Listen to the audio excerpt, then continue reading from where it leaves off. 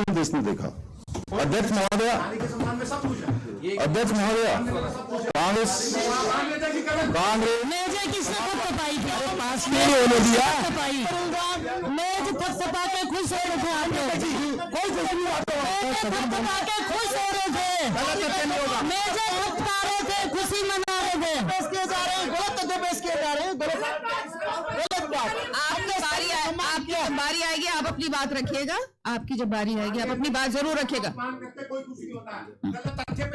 ठीक, जो सुनेगा वो भी अपराध कर रहा है, ठीक है। और जो बोल रहा है वो भी अपराध कर रहा है। इनको नेता प्रतिपक्ष बना दो, इनको माननीय सदस्य बैठे, इनको नेता प्रतिपक्ष बना दो। इंजीनियर रवि बहादुर जी, ये सदन है, ये नियमों कानूनों से चलेगा, ये आपके जोर से बोलने से नहीं चलेगा, ठीक है। अध्यक्ष महोदय, Congress, Samajwadi party, TMC, DMK के जैसे दलों के नेताओं ने जिस प्रकार से नारी शक्ति को अपमानित करने का काम किया, अध्यक्ष महोदय, लोकसभा में जिस प्रकार से सभी ये इंडी गठबंधन के सदस्य बोल रहे थे, उसे सुनकर मुझे पुनः उसी अहंकार का आभास हुआ जिस अहंकार से लंकापति रावण ग्रसित था। लेकिन हमारे कांग्रेस के साथी शायद ही भूल गए, तीनों लोगों को जीतने का दंभ भरने वाले अहंकारी रावण का पतन भी माता सीता के अपमान के कारण ही हुआ था। मुझे लगता है जैसे ताई को, मुझे लगता है कि पहले से ही जो ये गठबंधन और इनके साथी नारी शक्ति के इस अपमान को जिस प्रकार से आगे बढ़ा रहे हैं, अध्यक्ष महोदय, कांग्रेस महिला आरक्षण जैसे विषय पर अब लोगों को भ्रमित करने का प्रयास कर रही है।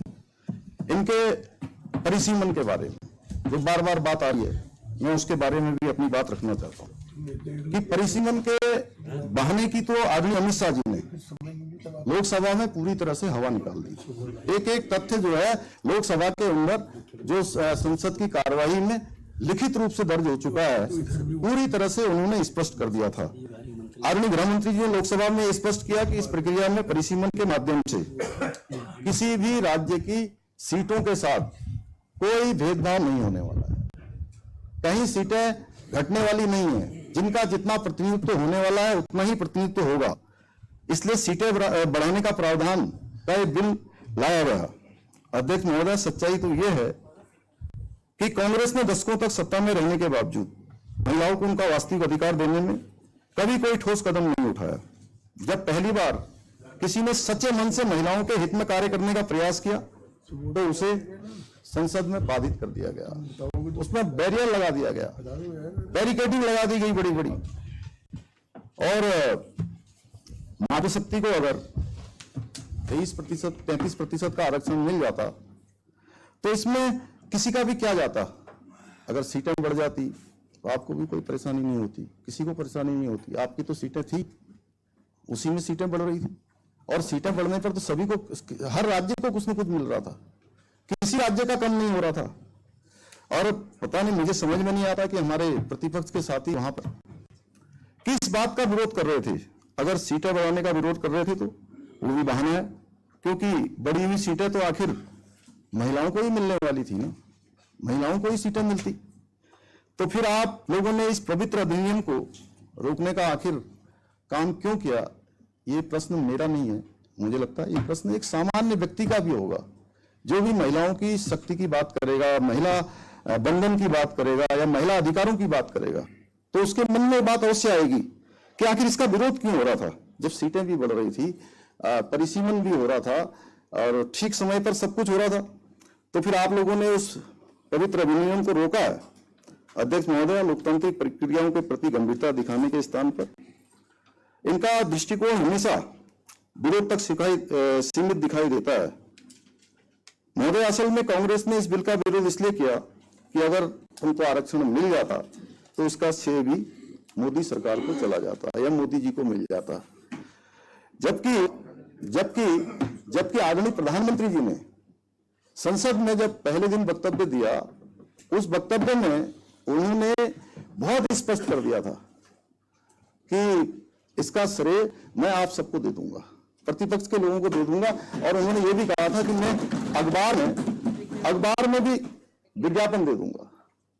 अज्ञात अखबार में कि सभी लोगों ने इसका सर्वसम्मति से जो है इस अधिनियम को पास किया है। तो इसका श्रेय वो विपक्ष को देने को भी तैयार थे, पर अब देखिए किस प्रकार की राजनीति हुई।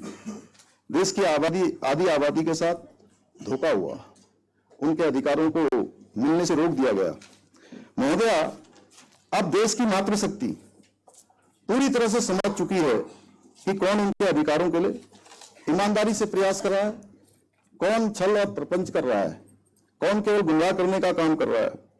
आदरणीय अध्यक्ष महोदया, वर्ष 2014 में आदरणीय मोदी जी ने देश के प्रधानमंत्री के रूप में शपथ लेने के साथ ही नारी सशक्तिकरण की दिशा में प्राथमिकताओं से काम करना प्रारंभ किया।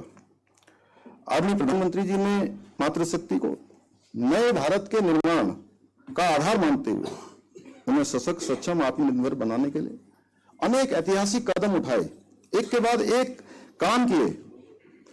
आदरणीय अध्यक्ष महोदय, आज प्रधानमंत्री जी के नेतृत्व में पिछले 11 वर्षों में जेंडर बजट में 5 गुना से अधिक की वृद्धि हुई है। और इसी वर्ष का जो सामान्य बजट आया है उसमें 2026-27 के बजट में महिलाओं और बालिकाओं के कल्याण हेतु